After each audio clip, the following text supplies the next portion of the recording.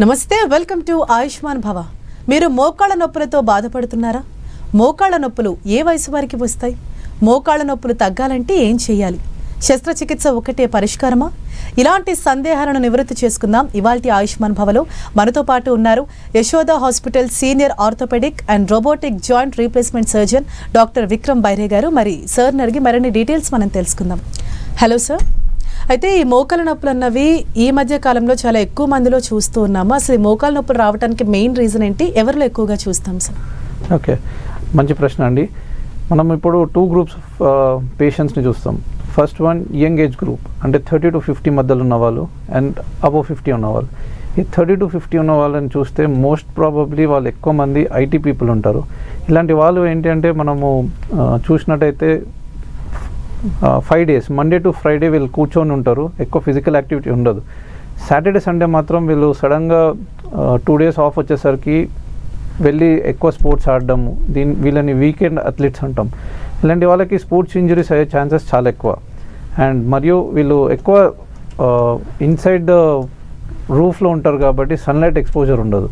ఇలాంటి వాళ్ళకి ఏంటి అంటే వైటమిన్ డి డెఫిషియన్సీ అనేది చాలా ఎక్కువ ఉంటుంది. ఇట్లాంటి వాళ్ళకి యూజువల్గా మోకాలు నొప్పి అనేది చాలా చాలా ఎక్కువ. అండ్ ఏజ్ అబోవ్ 50 వచ్చేటోళ్ళకి యూజువల్గా ప్రైమరీ ఆర్థరైటిస్ అంటాం, అంటే మోకాలు అరుగుదల. వీళ్ళకి ఏంటంటే ఒకటి ఏజ్ వల్ల ఉంటుంది, తర్వాత జెనెటిక్స్ అంటాం. 50 to 60 మధ్య వచ్చే వాళ్ళకి యూజువల్గా జెనెటికల్ అంటే ఫ్యామిలీ హిస్టరీలో రన్ అవుతుంటుంది మోకాలు అరుగుదల అనేది. ఇలాంటి వాళ్ళకి కూడా మోకాలు నొప్పి స్టార్ట్ అవుతుంది తొందరలో. బట్ అబోవ్ 50 వచ్చే వాళ్ళకి లేదు 60 అబోవ్ వచ్చే వాళ్ళకి యూజువల్గా ప్రైమరీ ఆర్థరైటిస్ అంటాం. అది ఏజ్ వల్ల వచ్చే ఆర్థరైటిస్, అది ఎలాంటి డిజీజ్ కాదండి. It is very natural and common. And దీనికి మనం సరైన పద్ధతిలో ట్రీట్మెంట్ చేస్తే యూజువల్గా నీ రీప్లేస్మెంట్ అనేది ప్రొలాంగ్ చేయొచ్చు. Yes sir. అండ్ ఇంట్లో లేడీస్ ఎక్కువగా ఈ మోకాళ్ళ నొప్పులు కీళ్ళ నొప్పుల బారిన పడుతూ ఉంటారు. అంటే దీనికి రీజన్ ఏంటి సార్? అంటే వాళ్ళ పని ఒత్తిడి వల్ల కావచ్చు, లేకపోతే వేరే రీజన్స్ ఏమైనా ఉంటాయా? ఓకే, వీళ్ళకి కూడా సన్లైట్ ఎక్స్పోజర్ ఉండదండి ఫస్ట్ థింగ్. అండ్ దానివల్ల వైటమిన్ డి డెఫిషియన్సీ వల్ల కాండ్రోమలేషియా పటేలా అనేది మోస్ట్ కామనే. బట్ మన ఇండియన్ కమ్యూనిటీస్లో మోస్ట్ కామన్గా వచ్చేది ఏంటి అంటే వీళ్ళు ఎక్కువసేపు కాలు మడతేసి అంటే బాసం పట్టి కానీ లేకపోతే సకలముక్లంగా కూర్చోవడం చాలా కామన్ మన ఇండియన్ కమ్యూనిటీస్లో. టెంపుల్స్కి వెళ్ళినా కూడా, ఇంట్లో పూజ చేసుకున్నా కూడా ఇలాంటి వాళ్ళకి ఏంటి అంటే అరుగుదల అనేది కొంచెం తొందరగా వస్తుంది, జాయింట్ పెయిన్స్ కూడా తొందరగానే వస్తాయి. సో నా ఓన్లీ రిక్వెస్ట్ ఏంటి అంటే కుదిరితే నీ జాయింట్ని బియాండ్ 90 degrees బెండ్ చేయడం, ఎక్కువసేపు ఫోల్డ్ చేసి కూర్చోవడం అలాంటివి చేయకండి. దాంతో మీకు 60% ఆఫ్ ద పాపులేషన్కి అయితే పెయిన్ ఫ్రీగానే ఉంటారు. Yes sir. అండ్ మెయిన్గా ఈ మోకాల నొప్పులు రాకుండా అలాగే వచ్చినా కూడా ఎటువంటి కేర్ తీసుకోవాలి, ఎలాంటి ప్రికాషన్స్ పాటించాలి? ఓకే, ఫస్ట్ మోకాల నొప్పి దేనివల్ల వస్తుందన్నది మనము క్రైటీరియా వైజ్ చూసుకుంటే ఇంజరీస్ వల్ల అయితే మనం ఆట ఆడుతున్నప్పుడు వార్మప్ అనేది చాలా ఇంపార్టెంట్. లేదు ఫిజికల్ యాక్టివిటీ లేని వాళ్ళకి రెగ్యులర్గా అట్లీస్ట్ 40 to 45 minutes కొంచెం ఫిజికల్ యాక్టివిటీ స్ట్రెంత్ ట్రైనింగ్ చేసుకుంటే బెటర్. ఇంట్లో ఉన్న వాళ్ళకి మాత్రము సన్లైట్ ఎక్స్పోజర్ చాలా ఇంపార్టెంట్. Yes sir. అండ్ అలాగే ఇప్పుడు కొంతమందికి యాక్సిడెంట్స్ అయ్యి ఉంటాయి ఆ మోకాలు నొప్పులు, దానికి సర్జరీ ఒక్కటే పరిష్కారం అంటారా? అంటే నీ రీప్లేస్మెంట్ అన్నది ఏ విధంగా ఉంటుంది సార్ ప్రొసీజర్? ఓకే, మంచి ప్రశ్న అండి. ఈ జాయింట్ చుట్టూ అంటే మోకాలు చుట్టూ ఫ్రాక్చర్స్ అయిన వాళ్ళకి సెకండరీ ఆర్థరైటిస్ అంటాం, అంటే మోకాలు అరుగుదల ఫ్రాక్చర్ వల్ల అంటే దెబ్బ తగలడం వల్ల వచ్చిన ప్రాబ్లమ్స్ ఇవి. ఇలాంటి వాళ్ళకి అది ఏ స్టేజ్లో మనని డాక్టర్ని రీచ్ అవుతున్నారు అనేది చాలా ఇంపార్టెంట్. వాళ్ళు ఏంటి అంటే ఫ్రాక్చర్ అయిపోయి ఫిక్సేషన్ అయినాక ప్లేట్స్ అవన్నీ పెట్టిన తర్వాత యూజువల్గా నెగ్లెక్ట్ చేస్తారండి వీళ్ళు. ఏంటి అంటే చాలా దూరం నుంచి రావడము, లేదు విలేజ్లో ఉండడం, ఇలాంటి వాళ్ళకి ఏంటంటే డాక్టర్ని ప్రతిసారి కలవడం ఇబ్బంది అయిపోతుంది. సో వీళ్ళు లాస్ట్ స్టేజ్లో వస్తారు, అంటే మోకాలు మొత్తం అరిగిపోయి వాకింగ్ కేపబిలిటీ అనేది తగ్గిపోయిన వాళ్ళు రెగ్యులర్గా వస్తారు. సో ఇలాంటి వాళ్ళకి యూజువల్గా మనము నీ రీప్లేస్మెంట్ చేస్తాం. మనం చేసే నీ రీప్లేస్మెంట్లో అడ్వాంటేజెస్ ఏంటంటే I do more of robotic knees. మనకి క్రైటీరియా ఉంటుంది, బోన్ ఎంత బెండ్ అయింది, మనం ఎంత కరెక్ట్ చేయొచ్చు, ఎంతవరకు మూమెంట్ వస్తుంది, ఇవన్నీ మనకి సర్జరీ కన్నా ముందే క్రిస్టల్ క్లియర్గా కంప్యూటర్లో మనకి వచ్చేస్తుంది. పేషెంట్కి ఈ మూమెంట్లో పెడితే బాగుంటుంది, పొజిషన్ ఆఫ్ ది ఇంప్లాంట్ అనేది చాలా ఇంపార్టెంట్. సో దీంట్లో అడ్వాంటేజ్ ఏంటంటే ఫాస్ట్ ట్రాక్ నీ రీప్లేస్మెంట్స్ అంటాం. పొద్దున ఆపరేషన్ చేస్తే సాయంత్రం నడిచేస్తారు, 2 days మాత్రమే హాస్పిటల్లో ఉంటారు. 3rd day నుంచి ఇంట్లో వరకు వాళ్ళ రెగ్యులర్ యాక్టివిటీస్ చేసుకోవచ్చు.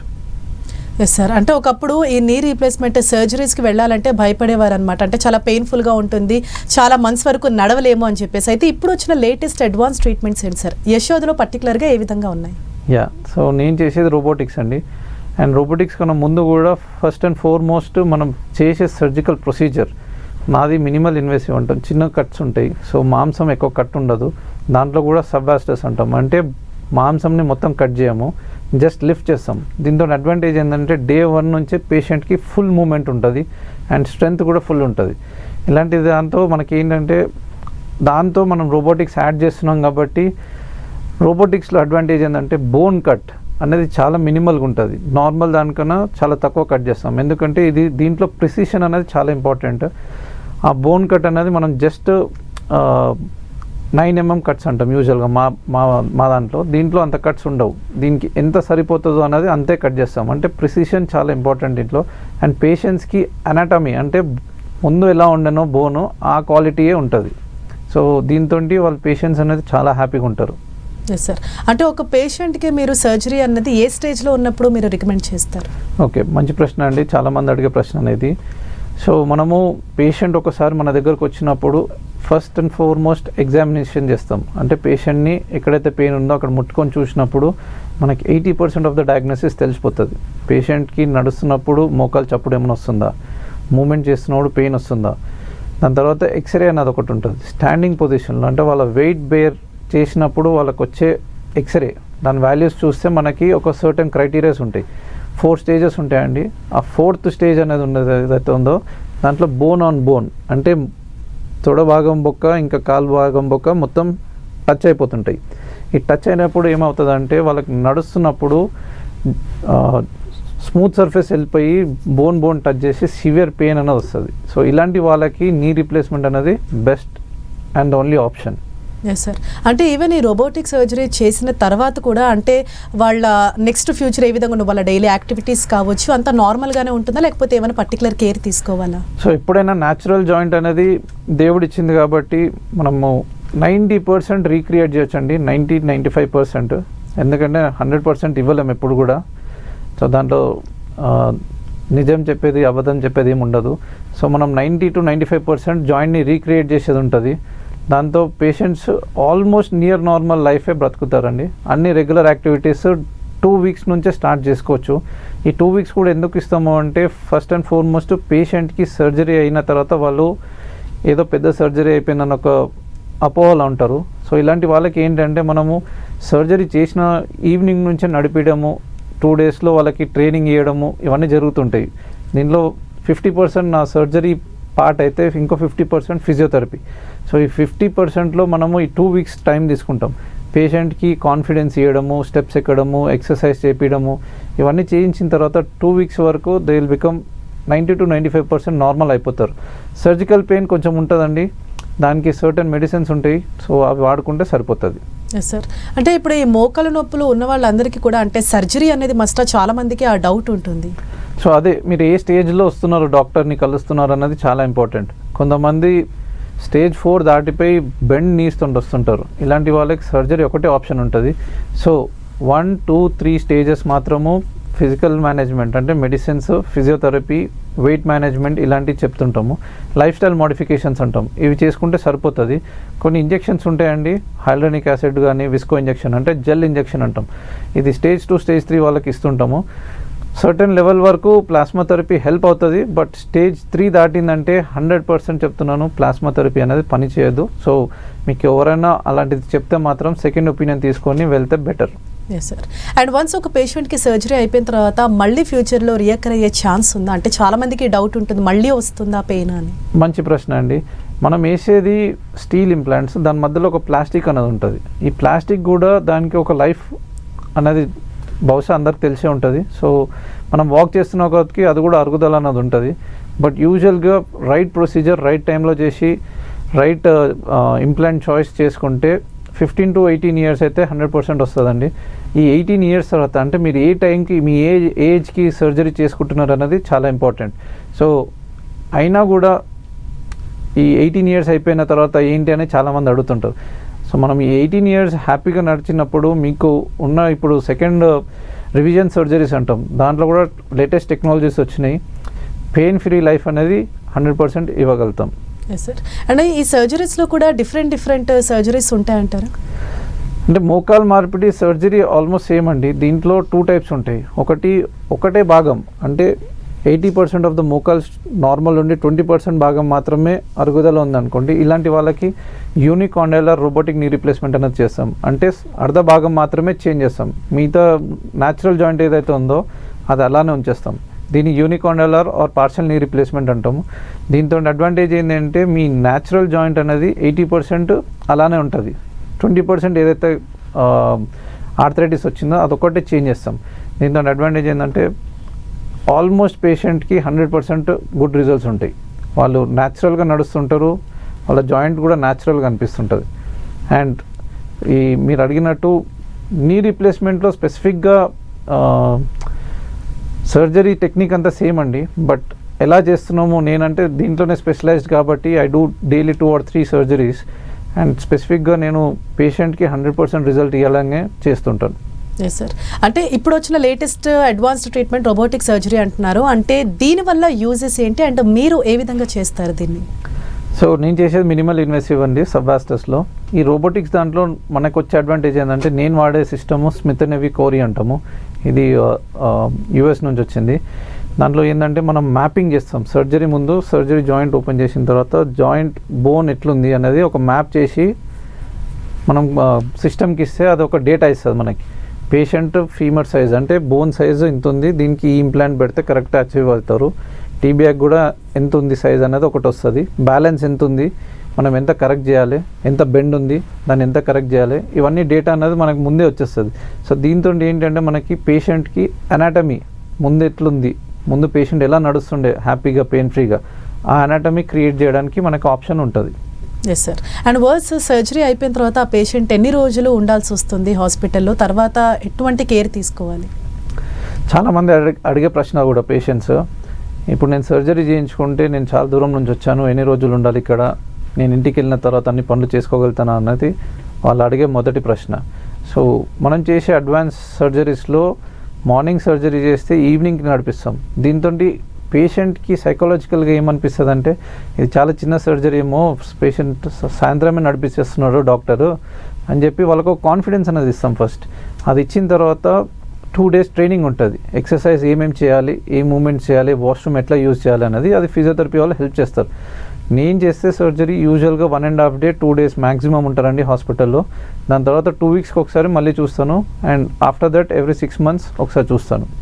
Yes sir. ఇప్పుడు చాలామంది అంటే జిమ్కి వెళ్ళేవారు కావచ్చు, అథ్లెట్స్ కావచ్చు, లేకపోతే ఇలా డైలీ యాక్టివిటీస్ చేసుకునే వాళ్ళు, అంటే ఇటువంటి సర్జరీ చేసుకోవాల్సి వస్తే తర్వాత వాళ్ళు నార్మల్ లైఫే నార్మల్ యాక్టివిటీస్ చేసుకోగలరా అంటే అది డౌట్ ఉంటుంది, ఏమన్నా ప్రికాషన్స్ తీసుకోవాలా? ఎస్, ఇప్పుడు స్పోర్ట్స్ ప్లేయర్స్ కానీ జిమ్ యాక్టివిటీస్ చేసేవాళ్ళు కానీ వీళ్ళకి యూజువల్గా అరుగుదల అన్నది ఉండదు. వీళ్ళకి ఏంటి అంటే వాషర్ డ్యామేజ్ కానీ లిగమెంట్స్ డ్యామేజ్ కానీ ఇలాంటివి ఉంటాయి. వాళ్ళు ఈ చిన్న వాషర్స్ అనేవి ఉంటాయి లోపల, దాన్ని షాక్ అబ్జర్వర్స్ అని కూడా అంటాము. ఈ జిమ్ యాక్టివిటీస్ కానీ స్పోర్ట్స్ యాక్టివిటీస్ వాళ్ళు కానీ యూజువల్గా ఏం చేస్తారంటే చిన్న స్పోర్ట్స్ ఇంజరీస్లో ట్విస్ట్ అయినప్పుడు వాళ్ళు నెగ్లెక్ట్ చేస్తారు. ఈ నెగ్లెక్ట్ చేసినప్పుడు మైల్డ్ పెయిన్ ఉన్నది ఉంటుంది. బట్ దాంతో వాళ్ళు రెగ్యులర్గా స్పోర్ట్స్ అనేది కంటిన్యూ చేస్తూ ఒక సర్టన్ స్పాట్ తర్వాత సర్టన్ టైం తర్వాత they end up having chronic pain, అంటే రెగ్యులర్ యాక్టివిటీస్ చేయలేని పరిస్థితిలో ఉంటారు. ఇలాంటి స్టేజ్లో వచ్చినప్పుడు వాళ్ళకి క్రానిక్ టేర్స్ పెద్దగా అయిపోయి వాషర్లో అది రిపేర్ కూడా చేయని సిచ్యువేషన్లో ఉంటారు. సో నేను చెప్పేది ఏంటంటే స్పోర్ట్స్ యాక్టివిటీస్ కానీ స్పోర్ట్స్ ప్లేయర్స్ కానీ జిమ్ యాక్టివిటీస్ చేసేవాళ్ళు కానీ please do not neglect your నీ. మీకు ఏమన్నా సర్టన్ పాయింట్ ఆఫ్ టైంలో నీ పెయిన్ వస్తే జస్ట్ అ స్మాల్ ఎగ్జామినేషన్, మీరు డాక్టర్ని మాలాంటి వాళ్ళని వచ్చి కలిస్తే మేము జస్ట్ ఎగ్జామినేషన్ చేసి టేర్ ఉందా లేదా అన్నది చెప్తాం. దాంతో మీకు ఒక నీ జాయింట్ని కాపాడే సిచ్యువేషన్లో ఉండగలుగుతాం. Yes sir. అండ్ అలాగే అంటే ఈ నీ రీప్లేస్మెంట్కి సంబంధించి ఇంతకు ముందుతో పోలిస్తే ఇప్పుడు ఆ రేషియో ఏ విధంగా ఉంది సార్? సో ముందు కన్నా ఇప్పుడు మనం ఏంటి అంటే 10 to 20x టైమ్స్ పెరిగింది అండి సర్జరీస్. ఎందుకంటే ఇప్పుడు ఉన్న అడ్వాన్స్ టెక్నాలజీస్ కానీ ఇంప్లాంట్స్ కానీ ఇన్స్ట్రుమెంటేషన్ కానీ చాలా మారిపోయినాయి. నేను ఒక 15 years బ్యాక్ చూసిన ఇంప్లాంట్స్ కానీ ఇప్పుడు కానీ చాలా అడ్వాన్స్ వచ్చేసినాయి. అండ్ ఇంప్రూవ్మెంట్ కూడా చాలా ఉంది పేషెంట్లో. అడ్వాంటేజెస్ అయితే ఉన్నాయి. Yes sir. అంటే పర్టికులర్గా ఈ మోకాళ్ళ నొప్పులు రాకుండా ముందస్తుగానే జాగ్రత్త పడటానికి ఎటువంటి కేర్ తీసుకోవాలంటే ఏ ఏజ్ గ్రూప్ వాళ్ళైనా సరే? అందరు ఏజ్ గ్రూప్ వాళ్ళకి నేను చెప్పేది ఒకటే అండి, మొబిలిటీ ఈజ్ ద ఫ్యూచర్. మీరు ఎంత బాగా నడవగలుగుతారు, ఎంత బాగా స్ట్రెంథనింగ్ ఎక్సర్సైజ్ చేసుకోగలుగుతారు అంటే అంత దూరం ఈ ఆర్థోపెడిక్ సర్జన్ నుంచి అంత దూరంగా ఉండొచ్చు మీరు. బట్ దెబ్బలు తగలడము, ఏజ్ వల్ల వచ్చేదాన్ని మాత్రం మనం మార్చలేము. దాన్ని కూడా మీరు రైట్ టైంకి డాక్టర్ని కలిస్తే రైట్ మెడికేషన్ తోటి మీరు సర్జరీ అనేది ప్రొలాంగ్ చేసుకోవచ్చు. Yes sir. అండ్ అంటే మెయిన్గా ఈ మోకాళ్ళ నొప్పులని మనం నెగ్లెక్ట్ చేసినట్లయితే ఫర్దర్గా అది ఎటువంటి కాంప్లికేషన్స్ వస్తుంది సార్ బాడీలో? సో అదే అండి, అల్టిమేట్గా ఆర్థరైటిస్ అనేది ఫైనల్ స్టేజ్. సో అది ఏ స్టేజ్ ఆఫ్ ఆర్థరైటిస్లో మీరు మమ్మల్ని వచ్చి కలుస్తున్నారు అనేది దాన్ని బట్టి I can give you a better treatment options. So but నేను చెప్పేది ఏంటంటే పెయిన్ అనేది మీకు కంటిన్యూస్గా ఉంది అంటే please do not neglect that. And most commonly obese ఉన్న పీపుల్లో ఈ ప్రాబ్లం ఎక్కువగా చూస్తామని అంటూ ఉంటారు, అది నిజమేనంటారా? యా, నిజమే అండి. అది ఎందుకు అంటే బాడీ వెయిట్ అనేది ఎప్పుడు కూడా నీస్ త్రూవే ట్రాన్స్ఫర్ అవుతుంది. సో అందుకే మన ఇండియన్ కమ్యూనిటీస్లో మనం ఎక్కువ కింద కూర్చుంటాం కాబట్టి ఇండియన్ కమ్యూనిటీస్లోనే ఎక్కువ మందికి మోకాలు అరుగుదల అనేది చాలా కామన్. అండ్ ఒబేసిటీ అనేది ఇప్పుడు కొంచెం ర్యాంపెంట్ ఉంది because of the dietary changes, stress కానీ దేనివల్లనో కానీ ఆ వెయిట్ ట్రాన్స్ఫర్ అనేది మన మోకాలే తీసుకుంటుంది. కాబట్టి ఎప్పుడు కూడా మన వెయిట్ అనేది కంట్రోల్లో పెట్టుకోవాలి. అంటే బాడీ మాస్ ఇండెక్స్ అనేది లెస్ దాన్ 25 పెట్టుకుంటే ఎప్పటికైనా better. Yes sir. And surgery వరకు కాకుండా ఇప్పుడు స్టేజ్ 1, 2లో ఉన్నారంటే ఎర్లీ స్టేజ్లో వచ్చినప్పుడు వాళ్ళ మెడికేషన్స్, ఇంజెక్షన్స్తోనే నయమయ్యే అవకాశం ఉందా? ఎస్ అంటే 100%. నేను చాలా రెగ్యులర్గా చేస్తూ ఉంటాను. సో ఇలాంటి పేషెంట్స్ ఏంటంటే వాళ్ళు కొంచెం పెయిన్ రాగానే దే ఆర్ వెరీ స్కేర్డ్, నాకు సర్జరీ అయిపోతుందేమో అని వాళ్ళు ముందే వచ్చేస్తారు. కాబట్టి అలాంటి పేషెంట్స్ని మనము వాళ్ళ సర్జరీ అనేది ప్రొలాంగ్ చేయొచ్చు, మంచి రిజల్ట్స్ కూడా ఉంటాయి. ఎస్ చెప్పండి. Life style modification first grade 1, grade 2 వాళ్ళకి life style modification, physiotherapy and medicines. Grade 3 వాళ్ళకి హైలోనిక్ యాసిడ్ అంటాం, డిస్కో ఇంజెక్షన్స్ అని అలాంటివి ఉంటాయి. ఇవి ఇస్తే మాత్రం 1.5 year వరకు పెయిన్ ఫ్రీ ఉంటారు. ఇది ఏంటి అంటే నార్మల్గా జాయింట్ లోపల ఫ్లూయిడ్ అనేది ఉంటుంది. ఇది కొంచెం ఏజ్ వల్ల కొంచెం డిప్లీట్ అయిపోతుంటుంది. వాళ్ళకి జస్ట్ మనము బైక్ చైన్ ఎండిపోతే మనం ఫ్లూయిడ్ ఆయిల్ ఎట్లా ఇస్తామో అలానే సేమ్ ఆయిల్ అనేది ఇస్తాం జాయింట్స్లకి స్మూత్ సర్ఫేస్ కోసం. అండ్ గ్రేడ్ 4కి వెళ్తే మాత్రం surgery is the only best option. Yes sir. And మెయిన్గా ఫుడ్ హ్యాబిట్స్లో కూడా ఏమైనా చేంజ్ చేసుకోవాలంటారా, ఏమైనా యాడ్ చేసుకోవటం అలాగా? మంచి ప్రశ్న అండి. ఇప్పుడు 2 types ఆఫ్ ఆర్థరైటిస్ ఉంటాయి. ఒకటి ప్రైమరీ ఆర్థరైటిస్ అంటాము, ఒకటి సెకండరీ ఆర్థరైటిస్ అంటాం. సెకండరీలో ఇన్ఫ్లమేటరీ అంటే వాతం అంటాం, కీలవాతం కానీ అట్లాంటిది, రుమటైడ్ ఆర్థరైటిస్. ఇలాంటి పేషెంట్స్కి కొన్ని డయటరీ చేంజెస్ ఉంటాయి డెఫినెట్గా, అవి పాటిస్తే సరిపోతుంది. బట్ ఏజ్ వల్ల వచ్చే ఆర్థరైటిస్ ప్రైమరీ అంటాము, అది డిజీజ్ కాదు, ఏజ్ వల్ల వచ్చే అరుగుదల. మనకి ఎలా అయితే వైట్ హెయిర్ వస్తుంటుందో ఏజ్ పెరుగుతున్న కొద్దికి అలానే అరుగుదల అనేది వస్తుంటుంది. ఇలాంటి వాళ్ళకి simple medicines. But walking is must అండి. మనం ఎంత మొబిలిటీ అనేది పెంచుకుంటూ ఉంటే అంత మంచిగా మన జాయింట్స్ ఉంటాయి. Right, thank you so much sir. ఈ మోకాళ్ళ నొప్పుల గురించి ఎటువంటి కేర్ తీసుకోవాలి, యశోదలో ఎలాంటి ట్రీట్మెంట్స్ అవైలబుల్లో ఉన్నాయి తెలియజేసినందుకు thank you so much. Thank you so much. ఇది ఇవాల్టి ఆయుష్మాన్ భవ. చూస్తూనే ఉండండి 10 TV.